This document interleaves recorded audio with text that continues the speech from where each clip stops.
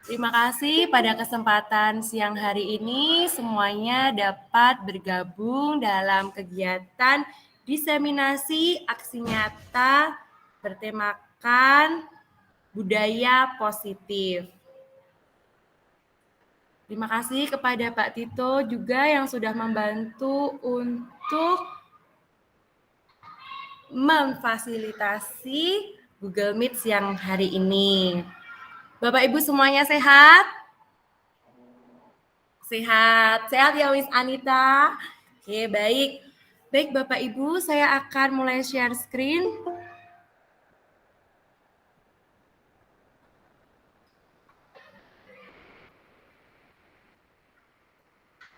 Sambil menunggu, boleh Miss Anita memimpin berdoa?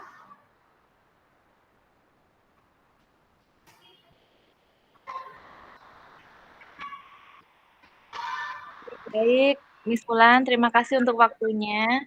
Mari teman-teman, sebelum kita memulai acara siang ini, kita berdoa terlebih dahulu. Berdoa mulai.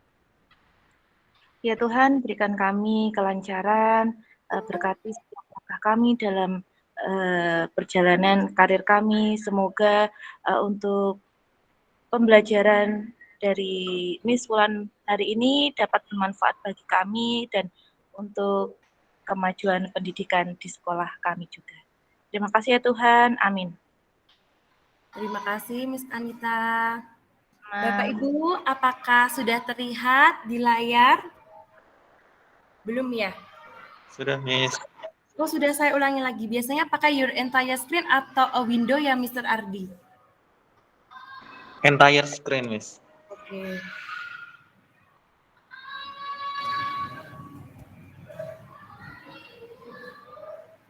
Akan saya sampaikan peraturan pada saat diseminasi ini. Kelihatan ya, Mr. Bapak Ibu, bahwa kamera on, lalu silakan jika mau bertanya, nanti akan ada sesi diskusi. Saat menjawab juga bisa mengungkapkan di chat atau juga bisa raise hand, ada tanda tangan. Nah, Bapak Ibu langsung saja topiknya yaitu kita akan belajar bersama-sama mengenai filosofi pendidikan menurut KHD Ki Hajar Dewantoro, disiplin positif dan nilai kebajikan universal, teori motivasi, hukuman dan penghargaan, restitusi, keyakinan kelas, kebutuhan dasar manusia, 5 posisi kontrol guru, dan segitiga restitusi.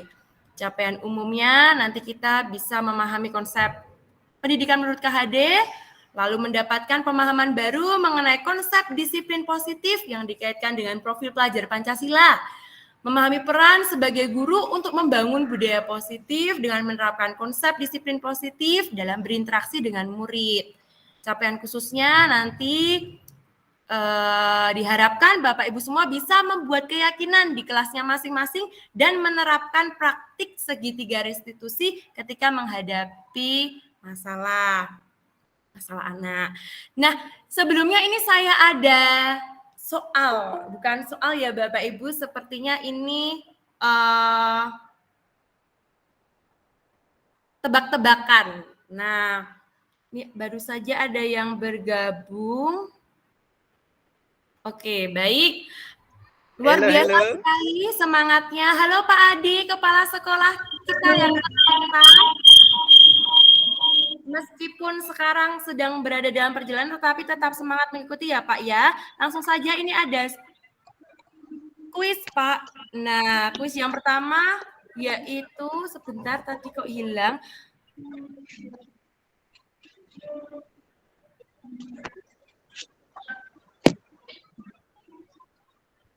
Apakah terlihat Bapak Ibu? Terlihat, Miss. Ya. Ya, halo Miss Hana. Hewan air apa yang bunyinya meong, Bapak Ibu? Hewan air apa yang bunyinya meong? Adakah yang tahu? Boleh?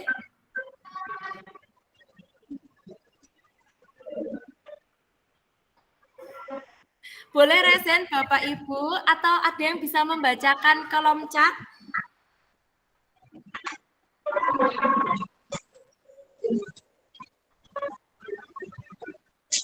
Oke, baik. Saya hitung sampai 5 ya Bapak Ibu. yang bunyinya meong? Tidak ada yang tahu? Aduh, ini PR saja. Ini Kalau... mau izin menjawab boleh? Oh iya, silakan Miss Dian. Oh iya, ini hewan air apa yang bunyinya meong? Pertanyaannya seperti itu ya, Miss. Iya, benar Miss Dian. Kalau jawaban dari saya itu ada singa laut. Benar nggak, Miss? Mohon maaf, Miss Dian masih belum beruntung. Jawabannya yaitu Gary ya, Miss Dian. Miss Dian Apa, Miss? nonton SpongeBob tidak, Miss? Oh. Iya, Gary. Oke, Ya. Miss. Nggak apa-apa. Gary. Langsung saja. Oke, Iya, oke. Gary. Oke, Miss. Baik, nah ini langsung kita ke pertanyaan pemantik. Hukuman dapat mendisiplinkan anak, setuju atau tidak? Boleh dijawab di kolom chat. Hukuman dapat mendisiplinkan anak.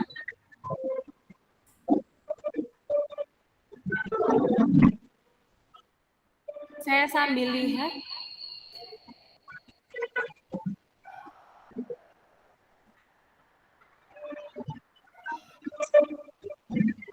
Oke.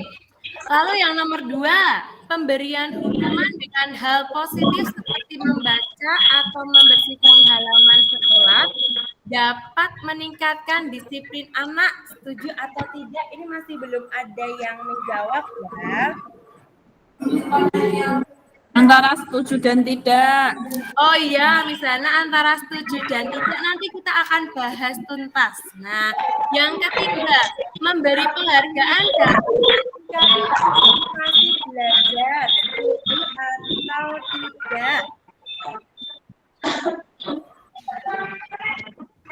Oke, ini mohon maaf, punya Bu Lili sepertinya perlu di-mute. Nah, ya. Oke, baik Bapak Ibu, itu pertanyaan pemantiknya. Nanti kita lihat setuju atau tidak. Nah, kita lihat dulu filosofi KHD Bapak Ibu, KHD Ki Hajar Dewantoro. Nah, menurut beliau, kita sebagai guru ini, boleh di-mute dulu Bu Lili?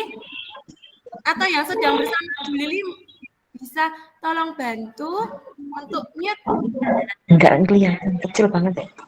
Mohon maaf, Miss. Ya, siap. Ini kok kecil karena saya kepake HP. Oh ya, nggak apa-apa Bu, ini di bawah sendiri. Mungkin Pak Dani bisa membantu untuk nge-mute kan. Nah, siap sudah. Terima kasih. Tetap semangat ya Bu Lili. Nah, ini menurut KHD, tugas guru itu menuntun tumbuh hidupnya siswa sesuai dengan kekuatan kodrat yang ada pada mereka agar dapat memperbaiki lakunya, bukan dasarnya. Untuk membimbing mereka supaya bisa belajar dengan aman, nyaman, dan sebahagianya. Ya, mencapai kebahagiaan yang setinggi-tingginya. Supaya mereka itu tidak kehilangan arah dan membahayakan dirinya. Jadi garis yang perlu kita garis bawahi adalah menuntun. Hanya menuntun tumbuh kembangnya karena mereka itu sudah punya kodratnya masing-masing. Kemudian lanjut. Nah, Bapak Ibu, ada perubahan paradigma di sini. Mohon semuanya tangannya mengepal, diangkat di layar, mengepal. Nah, coba sobeklah kertas kecil lalu dimasukkan ke dalam kepalan tangan ya, sambil dikepal.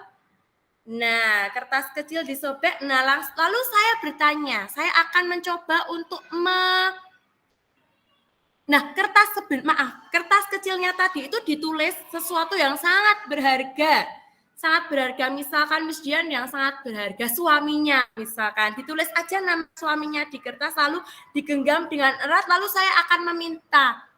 Boleh tidak saya meminta benda berharga atau orang berharga itu Miss Dian? Buka Miss, buka kepalan tanganmu. Kira-kira Miss Dian akan membuka kepalan tangannya tidak? Tentu. Bagaimana Miss Dian? Iya, tidak ya Miss ya, Tentunya tidak. tidak, Miss Wulan. Iya, karena di genggaman itu ada orang berharga, seperti itu. Iya, karena ada orang yang berharga seperti itu, benar. Lalu karena itulah Bapak Ibu, kita yang memegang kontrol. Sebenarnya kita yang memegang kontrol. Bukan orang lain. Kita yang memegang kontrol, bukan orang lain. Nah, kemudian. Oh ya, Bapak Ibu, ini kelihatan atau sebentar saya tak share lagi.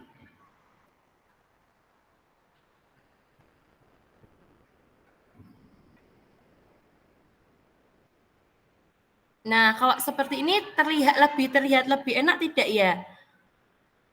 Nah, baik. Jadi Bapak Ibu, teori kontrol ini membuktikan bahwa kontrol itu hanya ada pada diri kita, bukan orang lain. Jadi yang bisa mengontrol diri kita itu ya kita sendiri ya Bapak Ibu.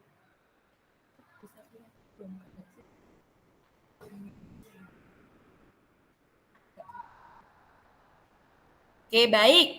Lalu, kemudian ada perubahan paradigma teori kontrol, yaitu ilusi bahwa guru itu mengontrol murid, padahal tidak bisa.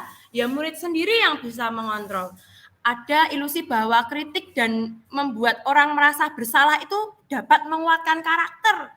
Karakternya jadi kuat karena sering dikritik. Padahal itu menurut teori kontrol tidak benar. Lalu semua penguatan positif efektif itu semua bermanfaat. Nah, ini juga kurang tepat menurut ilusi kontrol. Orang dewasa itu memiliki hak untuk memaksa anak-anak. Ini juga kurang tepat menurut ilusi kontrol.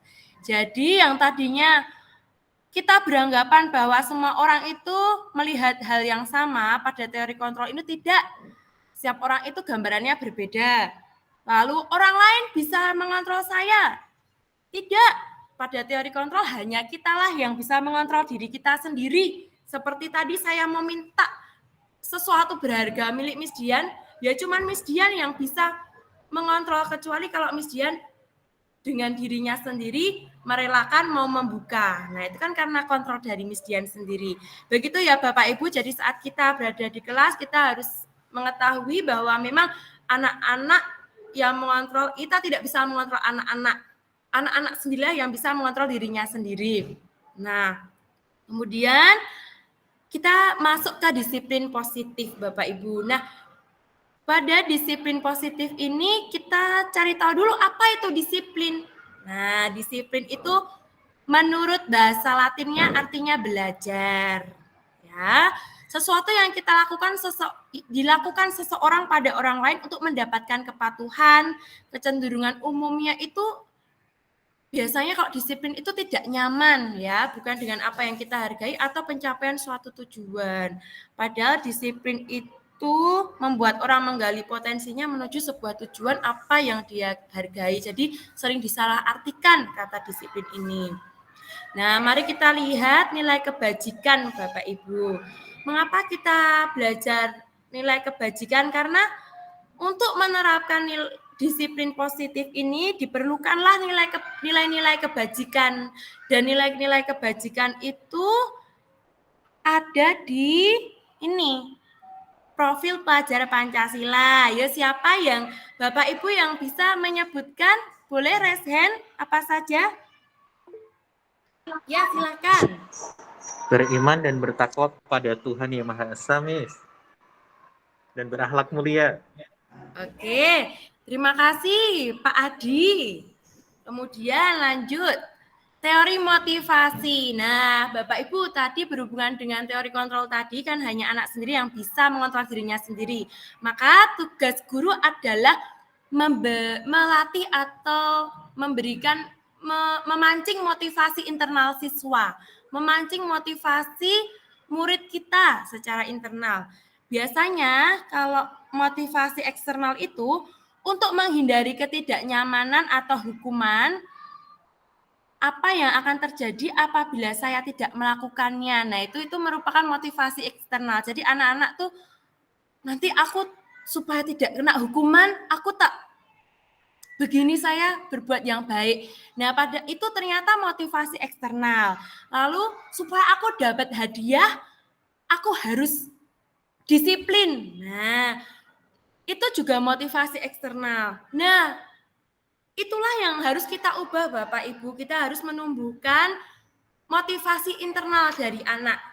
Jadi seperti ini, membantu anak supaya mereka itu menghargai dirinya sendiri. Ini tugas guru supaya anak-anak menghargai dirinya sendiri.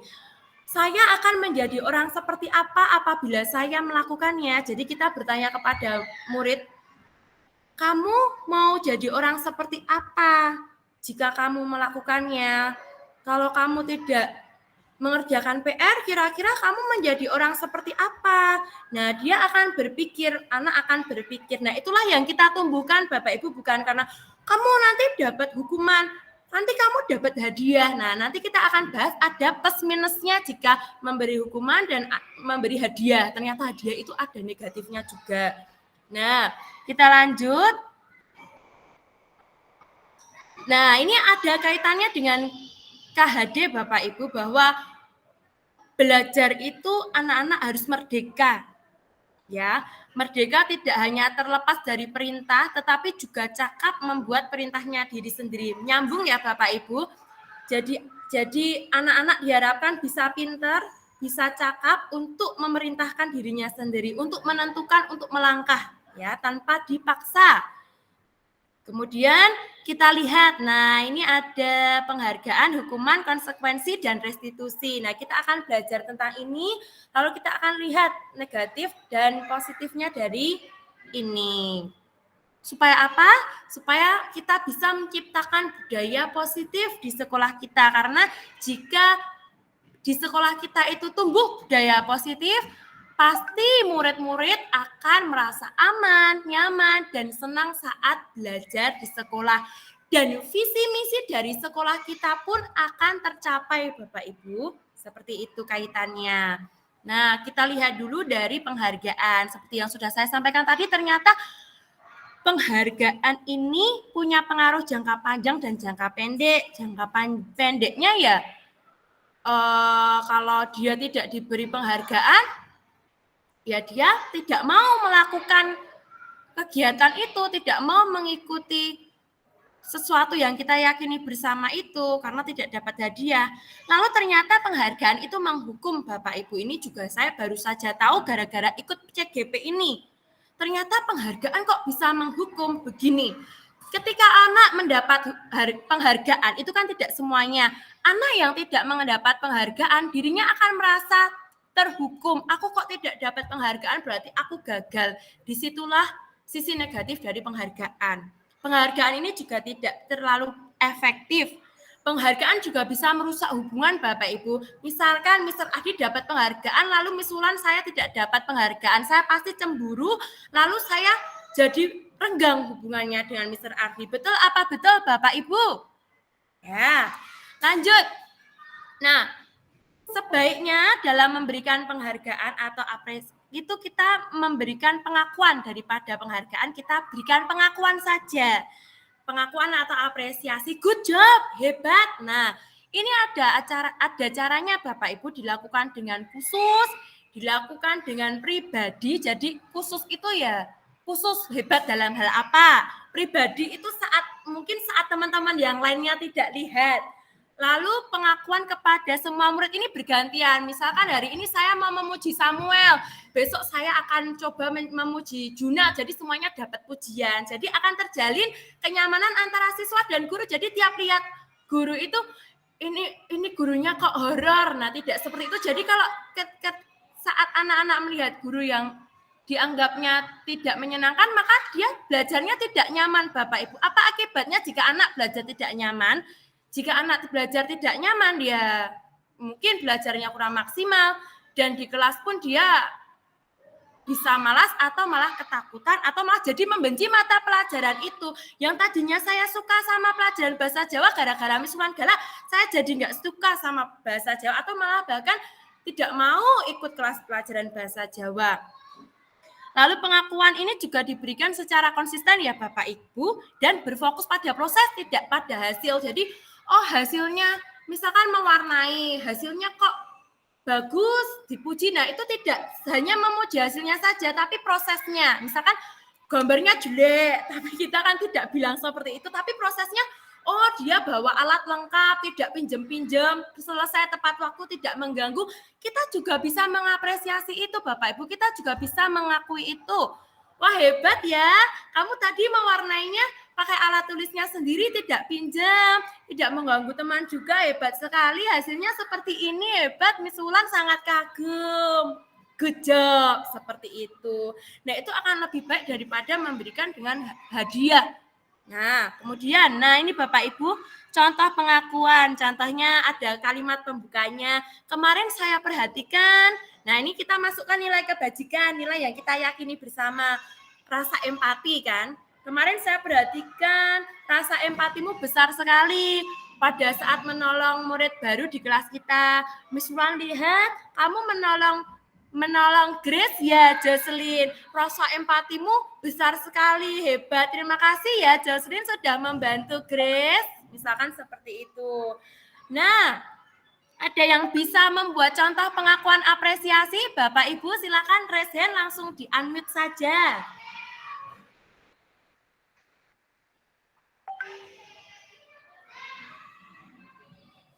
Belum ada yang berani mau membuat pengakuan apresiasi. Ini bagus sekali kalau diterapkan di kelas Bapak Ibu. Oke, baik. Nanti kita lihat lagi. Lanjut. Kemudian, nah Bapak Ibu, hukuman dan konsekuensi ini berbeda ya. Hukuman dan konsekuensi itu berbeda. Kita mengenal hukuman juga konsekuensi. Apa bedanya? Kalau hukuman itu sesuatu yang menyakitkan harus terjadi. Jadi menyakitkan. Kalau konsekuensi itu sesuatu yang harus terjadi, misalkan tidak mengerjakan PR. Nah, ini dapat hukuman, misalkan hukumannya menulis, misalkan mengerjakan PR di ruang kelas, di luar. Nah, itu terkadang anak-anak merasa malu dan menyakitkan bagi mereka. Tapi kalau konsekuensi beda, karena konsekuensi ini sebenarnya dibuat atau disepakati bersama antara guru dan murid. Jadi muridnya sudah setuju kalau tidak mengerjakan PR ya pulang sekolah nanti misalkan mengerjakan lagi. Jadi di sini murid saat mendapatkan konsekuensi atau melakukan konsekuensi, mereka akan berlapang dada lalu melaksanakannya. Mungkin sedikit menyakitkan bagi mereka, tapi mereka sudah tahu konsekuensinya itu. Tapi kalau hukuman, ini lebih seperti sangat berat bagi mereka. Ini ada lagi, biasanya anak akan sakit fisik maupun hati. Kemudian kalau konsekuensi itu mungkin tidak nyaman, tapi jangka waktunya pendek, sedangkan hukuman itu jangka waktunya lebih lama. Jadi kalau begitu, oke, baik. Nah, silakan Miss yang baru saja bergabung, kita sedang membahas tentang hukuman dan konsekuensi. Nanti ada beberapa pertanyaan, mungkin Bapak Ibu tadi masih malu-malu menjawab, nanti akan saya pancing lagi. Nah, lalu kalau hukuman ini paksaan, kalau konsekuensi stimulus tanggapan, karena ya itu tadi, kita diskusi dulu sama anak sebelum kejadiannya itu terjadi, kita sudah diskusi dengan anak-anak, kita buat kesepakatan bersama, kira-kira kalau kamu tidak mengerjakan PR, nanti konsekuensinya apa ya? Nanti anak-anak yang menentukan sendiri, nah itu konsekuensi. Tapi kalau hukuman itu sudah dibuat oleh sekolah, Bapak Ibu. Jadi itu bersifat paksaan. Biasanya ini hukuman itu mendorong anak menyakiti diri sendiri. Kalau konsekuensi itu konsep diri yang baik. Kalau hukuman nanti anak biasanya langsung takut lalu menyembunyikan kesalahannya. Kalau konsekuensi anak lalu belajar untuk mematuhi peraturan. Dia akan belajar menjadi individu yang lebih baik. Ya, tapi kalau hukuman dia akan sembunyi-sembunyi, padahal sesuatu yang disembunyi-sembunyikan itu kalau menumpuk-numpuk nantinya juga tidak baik ya Bapak Ibu ya. Tapi kalau konsekuensi nanti anak jadi belajar untuk mematuhi peraturan. Jadi ini lebih ke long term-nya lebih baik jangka panjangnya. Biasanya kalau hukuman itu anak akan merasa marah, bersalah sekali, malu, dan tidak dihargai. Ya, Bapak Ibu pasti dulu pernah mengalami hukuman yang sampai terbawa sampai sekarang ya. Terbawa sampai sekarang yang masih sakit hatinya kepada seorang guru itu masih terasa banget. Nah, itu berarti hukuman Bapak Ibu. Beda kalau konsekuensi pasti kita mungkin sudah lupa. Seperti itu. Nah, mohon ini dijawab di kolom chat atau atau di unmute ya. Boleh saya langsung menyebut nama saja? Baik, mencatat 100 kali di dalam buku kalimat saya tidak akan terlambat lagi karena terlambat ke sekolah. Kira-kira hukuman atau konsekuensi? Hukuman. Hukuman, good job Miss Yaya, hukuman. 100 kali itu terasa berlebihan ya Miss Yaya ya. Di SBTH juga tidak ada yang sampai 100 kali. Baik, lalu lari mengelilingi lapangan basket 2 kali karena terlambat hadir di sekolah. Padahal ini nyambung tidak ya, lari keliling. Coba siapa? Oh ini Bu Lili mau menjawab. Oh ya Miss Dian silakan. Pak Ardi jawab hukuman, Miss Dian jawab Hukuman juga, Miss. hukuman juga ya Miss. Ya, itu mengandung fisik dan memalukan Jadi juga. Bapak Ibu harapannya pada saat disiplin positif menerapkan budaya disiplin positif di sekolah kita ini, nanti Bapak Ibu jadi lebih menghindari hukuman, lalu lebih menerapkan konsekuensi. Jadi kalau membuat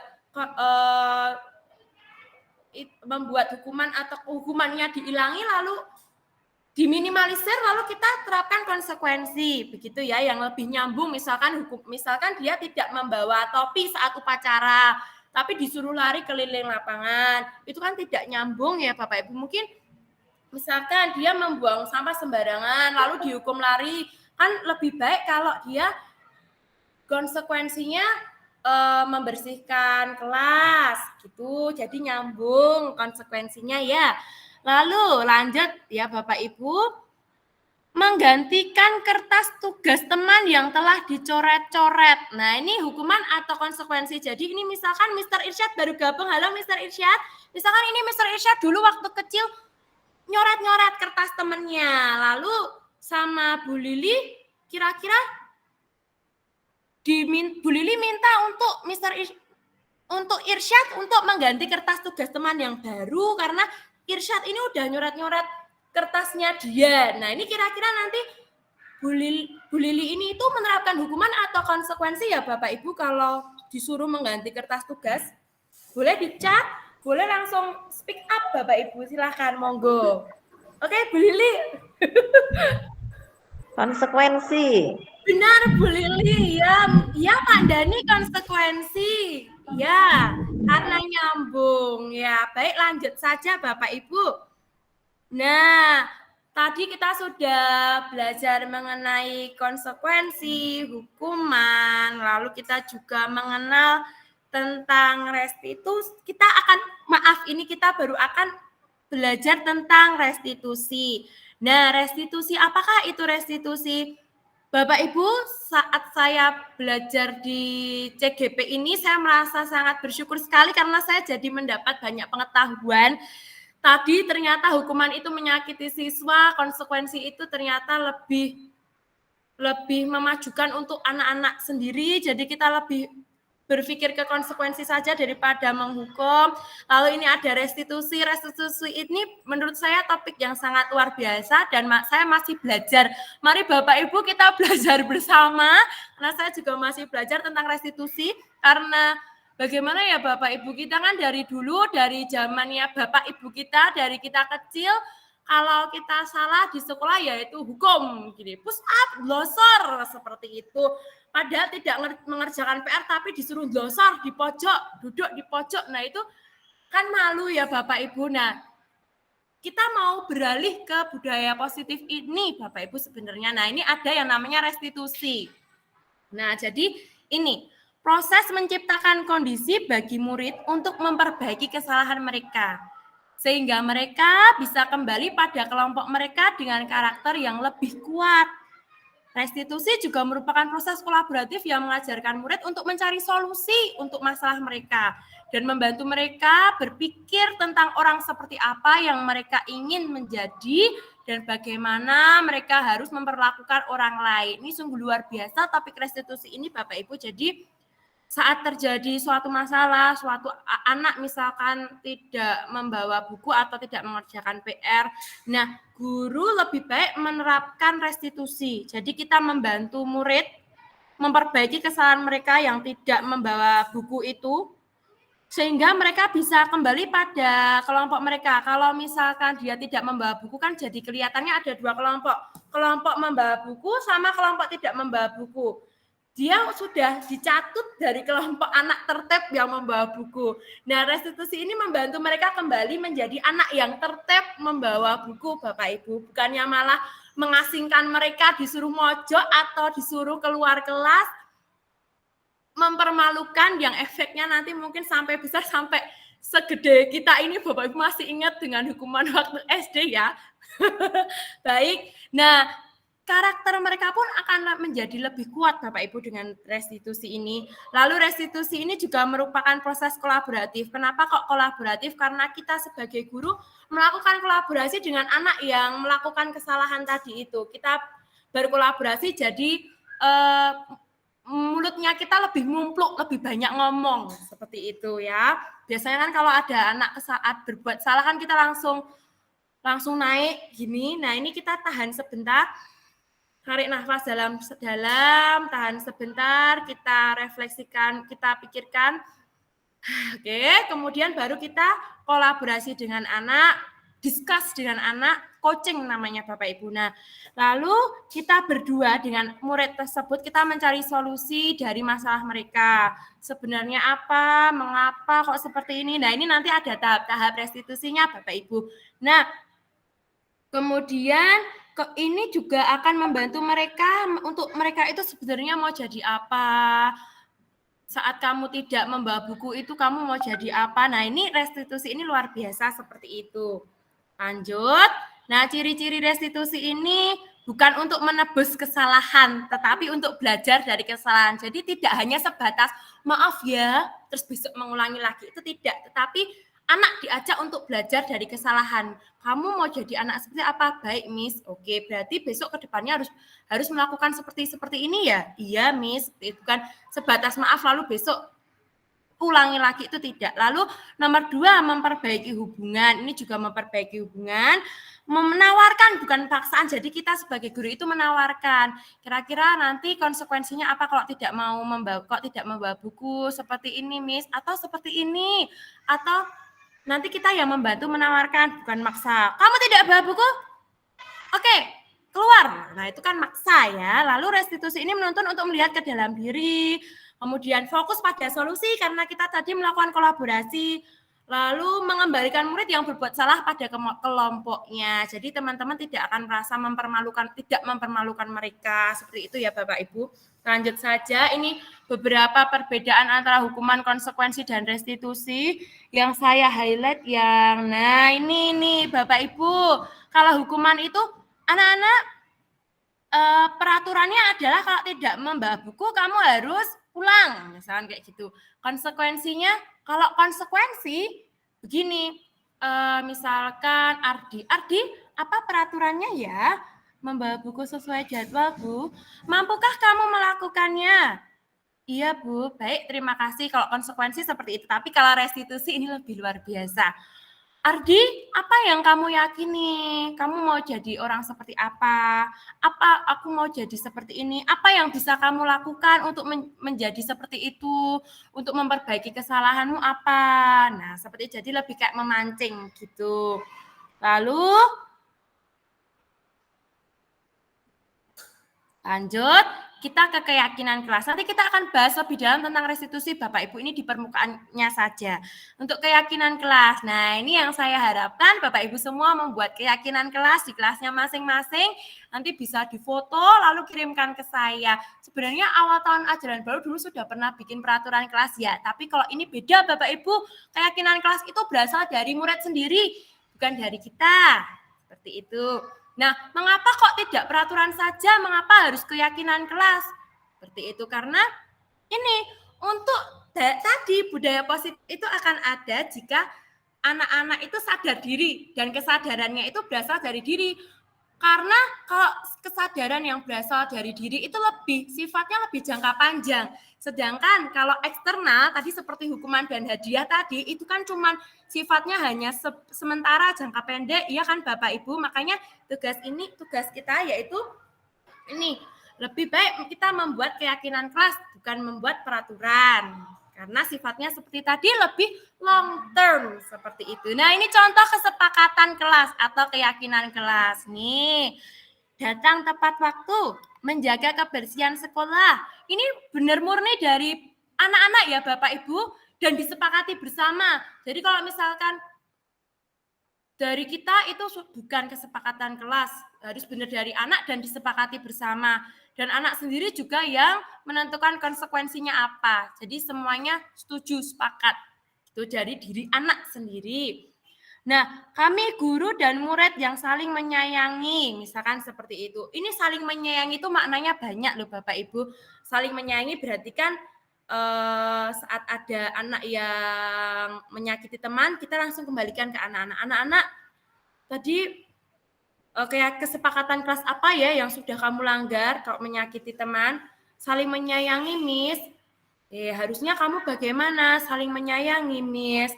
Ya, apa akibatnya jika kamu tidak saling menyayangi? Tidak aman, Miss. Lalu kamu ke depannya mau bagaimana? Nah, gitu pokoknya dipancing seperti itu. Jadi kayak lebih kolaboratif. Nah, lanjut.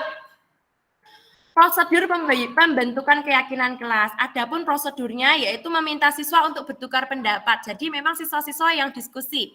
Lalu mencatat semua masukan, ini anak-anak mencatat semua masukan, lalu kita menyusun keyakinan kelas dengan kalimat positif. Jadi yang tadinya tulisannya jangan berlari di kelas ini juga saya masih belajar Bapak Ibu yang punya anak kecil, saya juga daripada kita berkata jangan, kita lebih baik menggunakan kalimat apa ini namanya. Ya, lebih baik menggunakan berjalanlah di kelas daripada jangan berlari, mending berjalanlah. Jadi kan anak-anak fokusnya pada kata berjalan. Ketika berkata jangan berlari, fokusnya adalah pada kata berlari. Nah, nilai yang diambil dari berjalanlah di kelas ini adalah nilai saling menghormati.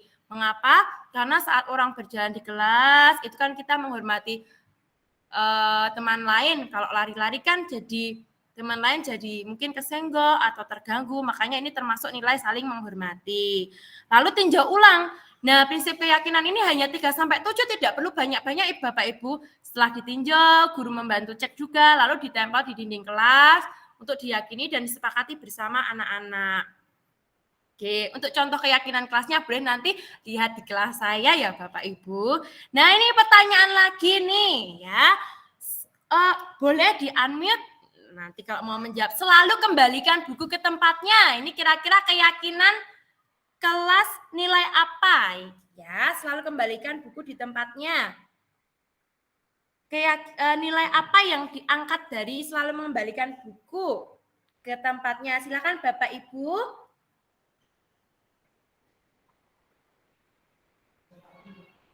Keteraturan, Miss. Oke. Benar Adin, itu keteraturan, Mr. Adi, keteraturan. Nah, dilarang mengganggu orang lain. Kalau dilarang mengganggu orang lain ini apa? Coba. Ini coba saya tunjuk ya.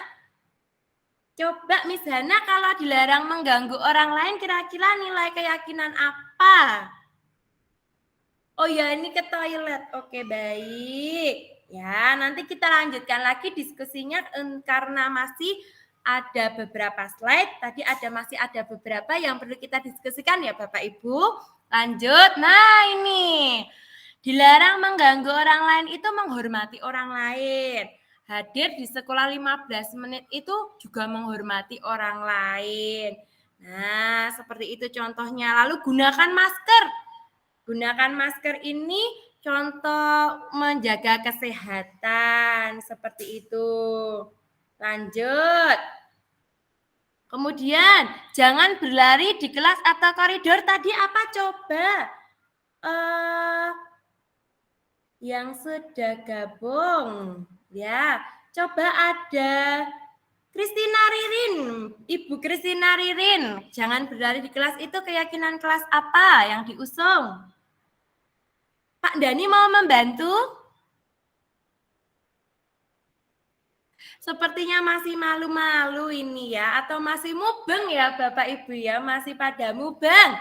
Baik, lanjut. Nah, kebutuhan dasar manusia Bapak Ibu. Kita mau belajar tentang kebutuhan dasar manusia. Lalu apa hubungannya sama yang tadi ya, Miss? Nah, ini tentu berhubungan dengan kebutuhan dasar. Anak melakukan kesalahan itu terkadang karena mereka itu ingin memenuhi kebutuhan dasar tersebut. Ya. Kemudian, ada kebutuhan dasar apa ya yang dimiliki oleh manusia? Guru pun juga demikian, mereka memiliki kebutuhan dasar, kebutuhan akan kasih sayang diterima, lalu kekuasaan, bertahan hidup, kesenangan, kebebasan, segala sesuatu yang kita lakukan ini pasti karena didasari oleh kebutuhan, seperti itu. Saya makan ya karena saya kebutuhannya ingin bertahan hidup, ya supaya berenergi. Lalu misalkan irsyad di kelas jalan-jalan. Ini mungkin kebutuhannya irsyad di kelas jalan-jalan karena dia ingin bebas, dia tidak suka duduk, dia kebutuhannya ingin bebas seperti itu misalkan. Lalu misalkan kesenangan, misalkan main pesawat-pesawatan waktu pelajaran. Nah, ini banyak sekali anak-anak kelas 1, 2, mungkin mereka mencari kesenangan waktu di kelas. Ya, jadi main pesawat-pesawatan. Nah, itu segala sesuatu yang mereka lakukan itu kita harus pahami bersama bahwa mereka itu melakukannya karena harus memenuhi kebutuhan itu ya, Bapak Ibu. Nah, ini contoh kasusnya. Yuk. Oke, kita lihat. Dinda seorang anak kelas 1 SD. Setiba di rumah dia mengadu kepada ibunya bahwa dia benci kepada Bu Rani. Mama, aku benci sama Bu Rani. Kenapa? Lalu si Dindanya menjawab, aku bosan, masa belajarnya cuma mendengarkan guru saja.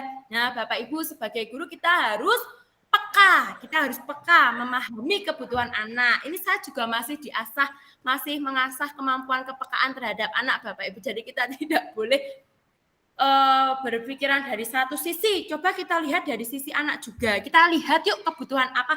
Coba ini Miss Wulan. Coba ini saya mau minta yang belum ada suaranya. Coba Miss Astrid nih. Coba kira-kira kebutuhan apa yang sedang ingin dipenuhi oleh si Rani? Kebutuhan yang diperlukan oleh si Rani menurut saya kebebasan ya Miss ya. Benar sekali, ini Miss Astrid ini memang guru yang sangat peka sekali terhadap muridnya. Kebutuhan akan kemudian tindakan gurunya. Nah, tindakan guru yaitu ini bisa menggunakan strategi belajar yang berpusat kepada siswa ini. Coba Miss Yaya, kira-kira Miss Yaya ini juga sering menerapkan strategi belajar yang berpusat kepada siswa. Misalkan apa ya ini Miss Yaya ya? Mungkin bisa kalau strategi pembelajaran yang berpusat pada siswa yang pernah saya lakukan itu contohnya yang itu Miss number head together itu strategi NHT itu kan siswa-siswa aktivitasnya lebih ke siswa gitu, jadi mengurangi kegiatan lecturing. Oh iya, jadi lebih itu kira-kira misalnya anak-anak bagaimana testimoni dari anak-anak setelah menerapkan teknik atau strategi NHT? Biasanya yang pernah diterapkan di kelas saya itu anak-anak menjadi lebih semangat, lebih antusias karena mereka saling tolong-menolong dalam satu grup gitu. Jadi yang menolong itu tuh teman-temannya sendiri, bukan gurunya gitu. Jadi gurunya sebagai fasilitator sama pendamping saja. Luar biasa Miss Yaya, hebat sekali. Jadi memang kita sebagai guru tidak hanya memberikan pembelajaran di kelas itu tidak yang berpusat kepada guru, tapi diharapannya berpusat kepada siswa. Lalu tekniknya pun dibuat yang macam-macam, yang menyenangkan, yang anak jadi lebih aktif, seperti itu ya Miss Yaya. Ini bisa dicontoh Bapak Ibu. Lanjut. Nah, ini kita akan bahas lagi tentang restitusi dan 5 posisi kontrol. Nah, restitusi tadi itu ternyata ada beberapa tahapannya, Bapak Ibu. Nah, sebelumnya, kita lihat 5 posisi kontrol. Bapak Ibu, mari kita refleksikan bersama. Pada saat menghadapi anak yang bermasalah, secara tidak langsung kita itu akan menempati atau memegang posisi kontrol ini. Nah, ada penghukum, si pembuat orang merasa bersalah, atau sebagai teman, pemantau atau manajer. Nah, ini Bapak Ibu seringnya jadi posisi kontrol yang mana? Coba saya mau dengar suaranya yang belum terdengar. Kalau Bernadetta Deogratias, Miss Ica. Adakah Miss Ica? Itu biasanya penghukum, pembuat orang merasa bersalah, atau sebagai teman, atau pemantau atau manajer. Oke, masih belum. Iya, apa Miss? Biasanya jadi penghukum, pembuat orang merasa bersalah, atau teman atau pemantau kira-kira? Sebagai teman, Miss. Sebagai teman, baik Miss Ica, sebagai teman. Mari Miss Ica, mari Bapak Ibu kita lihat lebih dalam. Kalau guru sebagai kalau guru sebagai teman, coba kita lihat dari Miss Ica ini. Dia akan membuatkan alasan-alasan untuk muridnya. Jadi misalkan dia tidak membawa buku, oh ya sudah, tidak apa-apa, tadi malam kamu capek sampai ketiduran sampai tidak membawa buku ya sudah. Nah, itu teman. Atau begini, ayolah Sena, lakukan demi Miss Ica ya, duduk yang baik ya, masa kamu tidak mau? Nah, itu teman. Nah, kalau nanti hasilnya nanti murid jadi ketergantungan sama Miss Ica. Jadi dia jadi ketergantungan sampai nanti kan juga dibelain sama Miss Ica. Lalu ini jadi murid meletakkan guru sebagai orang yang sangat penting di dunia berkualitas. Juga murid akan berpikir, kalau dia kecewa ya, misalnya si Sena ini kecewa, kok nggak dibelain sama Miss Ica, biasanya dibelain, tapi ini tidak dibela, dia akan berpikir saya kecewa dengan Miss Ica, ternyata Miss Ica seperti itu. Nah, ternyata seperti itu Miss Ica, saya juga sering seperti itu. Dulu sering memposisikan diri sebagai teman dan ternyata hasilnya seperti itu. Ternyata, coba kita lihat yang posisi penghukum. Nah, ini Bapak Ibu boleh raise hand yang sebagai posisi penghukum siapa? Ayo raise hand. Oke. Baik, ya. Kalau sebagai penghukum Bapak Ibu, ini guru berbuat selamat bergabung Kalasa. Kita sedang mempelajari tentang posisi kontrol. Nah, kalau sebagai penghukum ini, guru biasanya menghardik, menunjuk-nunjuk, kamu tuh ya, oh itu yang tidak membawa buku itu loh. Nah, itu penghukum. Lalu guru juga berkata, kalau kamu tidak melakukannya, awas ya. Nah, itu hukum, penghukum. Hasilnya apa Bapak Ibu? Nanti murid akan memberontak, menyalahkan orang lain, dan bahkan dia akan berbohong. Nah, nanti kaitannya dengan dunia luas, murid meletakkan guru di luar dunia yang berkualitas. Ternyata guru itu tidak baik. Nah, lalu murid akan berkata, biarkan saja, nanti juga marah-marahnya hilang. Nah, lalu dampaknya apa? Ya, diulangi lagi. Lalu ini yang membuat orang merasa bersalah. Berceramah, guru biasanya seharusnya kamu itu seperti ini. Ibu kecewa sekali dengan kamu, Ardi. Ternyata kamu seperti ini. Padahal kemarin sudah janji bak buku, sekarang diulangi. Seharusnya sudah tahu ya. Ibu stres sudah. Nah, itu membuat orang merasa bersalah. Lalu hasilnya apa nanti? Ardi akan menyembunyikan, menyangkal, dan berbohong, dan kaitannya dengan dunia luas, murid akan meletakkan guru di dalam dunia yang berkualitas. Dan murid pun akan berkata, maafkan saya, seperti itu. Murid pun akan merasa rendah diri. Jadi biasanya nundukkan kepala, lalu langsung lemes gitu. Kalau pemantau Bapak Ibu nanti menghitung dan mengukur, nanti dia akan tanya apa peraturannya, menyesuaikan diri bila diawasi. Jadi kalau tidak ada Pak Adi, sudah kita ayo lari-lari seperti itu. Tapi kalau ada Pak Adi dia baru baik. Nah, itu kalau pemantau, guru jadi pemantau. Lalu murid meletakkan guru peraturan dan hukum di dunia yang berkualitas, ya. Nah, ini yang paling baik ini Bapak Ibu yang kita tunggu-tunggu, yaitu sebagai manajer. Saya sedang belajar untuk menjadi manajer Bapak Ibu. Nanti harapannya murid akan menghargai dirinya sendiri. Jadi kita lebih ke mengajukan pertanyaan-pertanyaan ya Bapak Ibu. Apa yang kita yakini, ayo ya. Apa yang bisa kamu kerjakan untuk memperbaiki masalah ini kalau tidak membawa buku? Nah, itu nanti pribadinya akan makin kuat. Lalu dia juga akan berkata, apa ya, bagaimana ya caranya saya bisa memperbaiki ini supaya besok aku jadi anak yang baik, apa? Dia akan berpikir seperti itu. Nah, itu kan motivasi intrinsiknya muncul. Ingat, motivasi intrinsik akan lebih long term, jangka panjang. Mari Bapak Ibu kita bersama-sama untuk mewujudkan budaya positif ini. Nah, lanjut saja, waktunya tinggal beberapa menit. Lanjut ke segitiga restitusi. Nah, segitiga restitusi ini di sini ada beberapa tahapan Bapak Ibu. Yang pertama kita saat misalkan tadi Irsyad tidak membawa buku. Nah, kita harus menstabilkan identitasnya terlebih dahulu. Kita berkata seperti ini, Irsyad, Miss Wan tahu setiap orang itu pasti pernah melakukan kesalahan. Miss Wan juga pernah melakukan kesalahan. Nah, jadi ngomongnya lebih calm down, lebih tenang.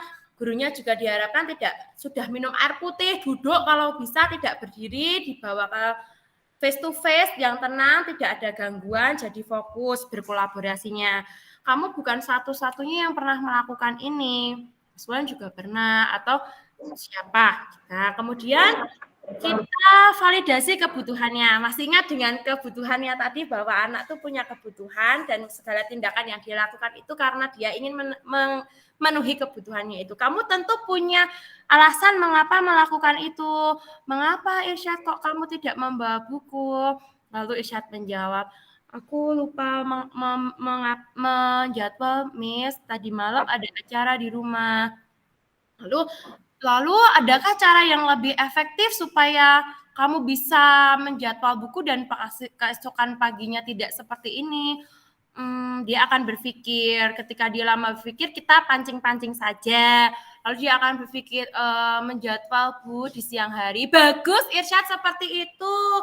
Lalu masih ingat tidak Irsyad nilai apa yang telah kita sepakati di kelas? Nah, kan sudah dipajang di kelas kan, harus ingat dong anak-anak kesepakatan sudah disepakati bersama. Nilai ketertiban Miss, kalau tidak membawa buku itu kira-kira melanggar nilai ketertiban apa? Tidak meyakini nilai apa? Nilai ketertiban Miss. Oh ya, lalu kira-kira konsekuensinya apa? Akibatnya apa ya? Apa yang harus kamu lakukan jika kamu seperti ini? Aku besok akan membawa buku, Miss. Oke, baik. Lalu sekarang bagaimana? Nah, itu kita pancing-pancing dengan segitiga restitusi. Gitu, Bapak Ibu. Kemudian, nah ini sudah ada beberapa contohnya. Bapak Ibu, kita lanjut saja. Masih ada 2 menit sesi diskusi ya. Boleh di-unmute loh, ini sudah mau pulang ya Bapak Ibu. Nah, jalan-jalan ke Singapura, beli rambutan serta semangka. Jangan malu untuk bertanya sebelum kita menutup acara. Monggo sebelum pulang kita yang suaranya tadi belum kelihatan biar kelihatan aktif ya, begitu ya. Yuk, siapa yang mau bertanya silakan. Raise hand terlebih dahulu. Kalau tidak raise hand nanti kita nggak pulang-pulang. Oke, Bu Yaya silakan Bu Yaya, Miss Yaya.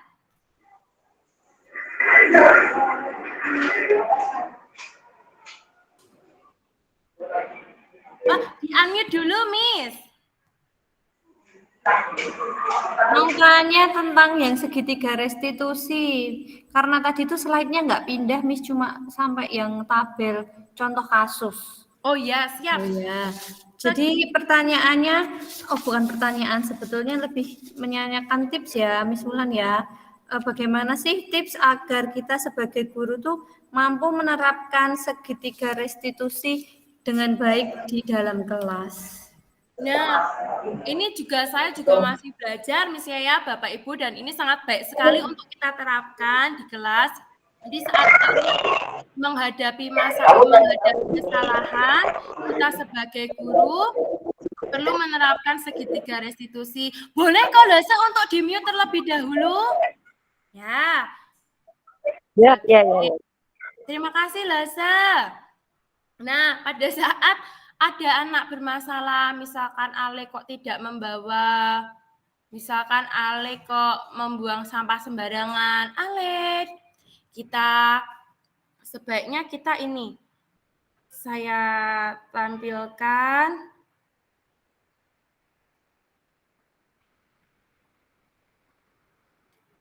Kita berkata kepada Ale seperti ini, Miss Yaya. Ale, Miss Wulan tahu. Sebenarnya, bentar. Berbuat salah itu merupakan hal yang wajar. Semua orang, tidak ada manusia yang sempurna.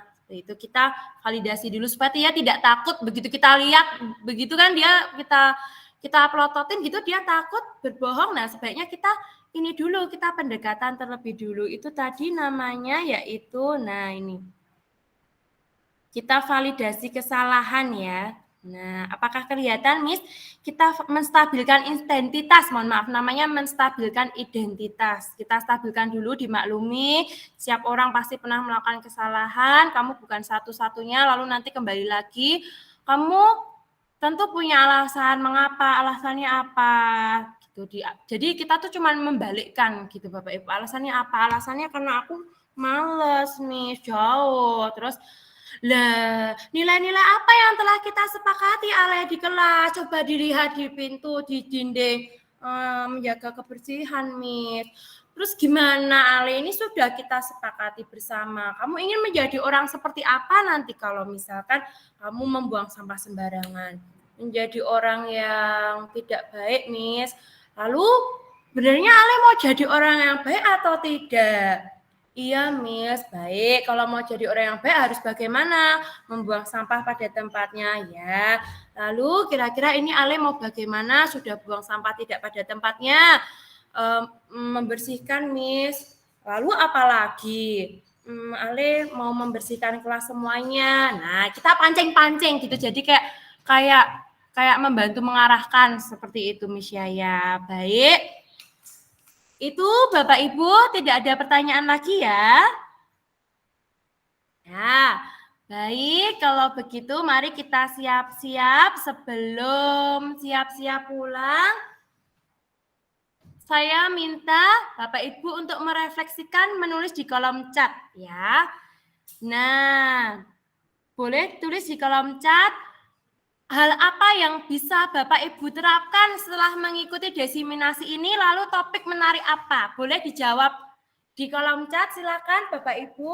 Sebelum ditutup doa nanti akan ditutup oleh Miss Anita lagi, boleh Miss? Terima kasih. Yuk, silakan ditulis di kolom chat Bapak Ibu sebelum kita akhiri diseminasi ini. Topik menarik apa yang akan segera Bapak Ibu terapkan ya. Pak Dani, Miss Inka, halo. Ya, Miss Yaya, keyakinan kelas, Miss Novi. 5 kontrol nanti kita bicarakan lagi lebih mendalam ya Miss Novi. Miss Yaya keyakinan kelas. Lalu siapa lagi? Menerapkan segitiga restitusi, Bernadetta filosofi. Iya, sebenarnya kita itu tugasnya menonton murid, tidak dia itu bakatnya menyanyi kok dipaksa suruh nari gitu. Sampai nangis-nangis gitu ya Miss Ica ya, karena ya. Lalu keyakinan kelas, segitiga restitusi, lalu mengontrol anak ketika berada di kelas ya, tentang restitusi ya. Baik Bapak Ibu, terima kasih sekali. Kita yel-yel dulu. Miss Ririn tertarik dengan topik 5 kontrol. Kita yel-yel dulu sebelum mengakhirinya dan berdoa bersama. Oh, berdoa dulu saja. Mari, siapa yang ini boleh langsung dipimpin. Ya, Miss Hana memberi motivasi. Keyakinan kelas ya Miss Inka nanti langsung diterapkan di kelas. Motivasi ya, motivasi intrinsik ya Miss Hana. Oke, silakan. Mungkin Pak yang mau silakan Miss Novi pimpin doa. Oke, saya pimpin doa ya, Miss. Siap, Miss Novi.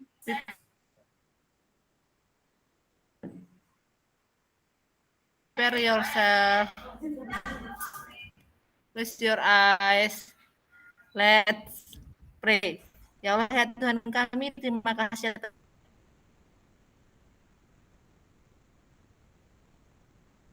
atas segala nikmat-Mu. Engkau berikan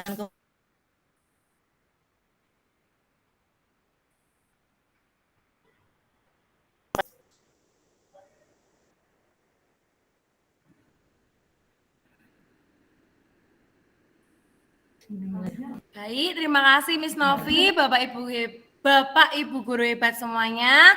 Yel-yel dulu, SBTH, Tian Tian, Ming Tian, Yung Yen, Yen.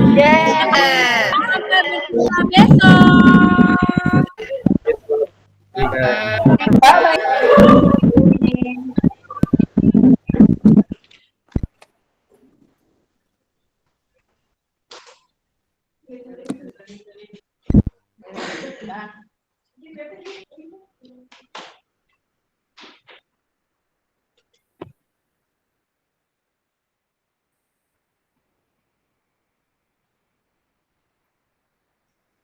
Mister, ini leave yuk ke record Pak Peter, Mister. Pak, ini saya sudah selesai. Langsung di end atau di close atau bagaimana ya Pak? Takutnya tidak tersimpan.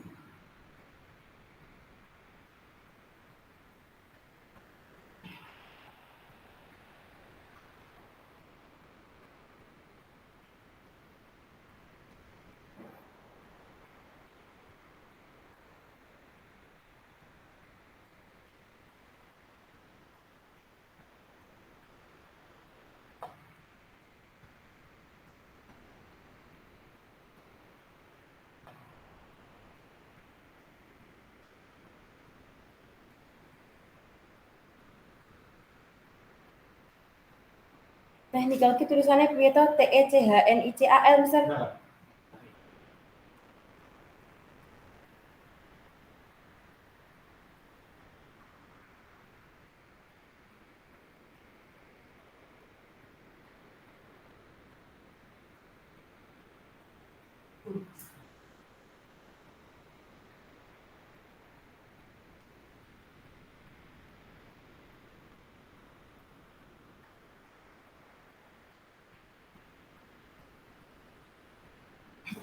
Screenshot, oh ya, jadi bisa di screenshot ya.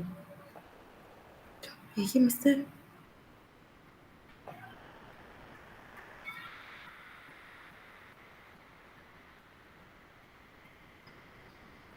Aku tak tutup ya kali ya, Mister. Kok ning kok live call?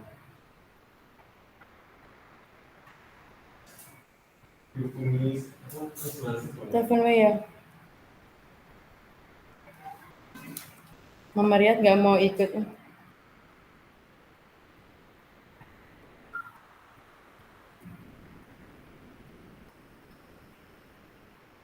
Mama Riyad marah. Ya masih malahin ke Sabtunya, Sabtu Pak itu.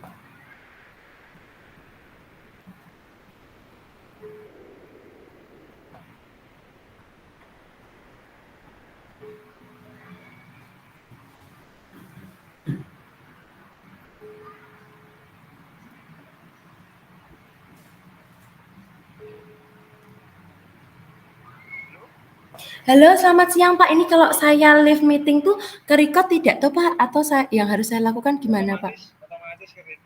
Oh, stop record. Stop record.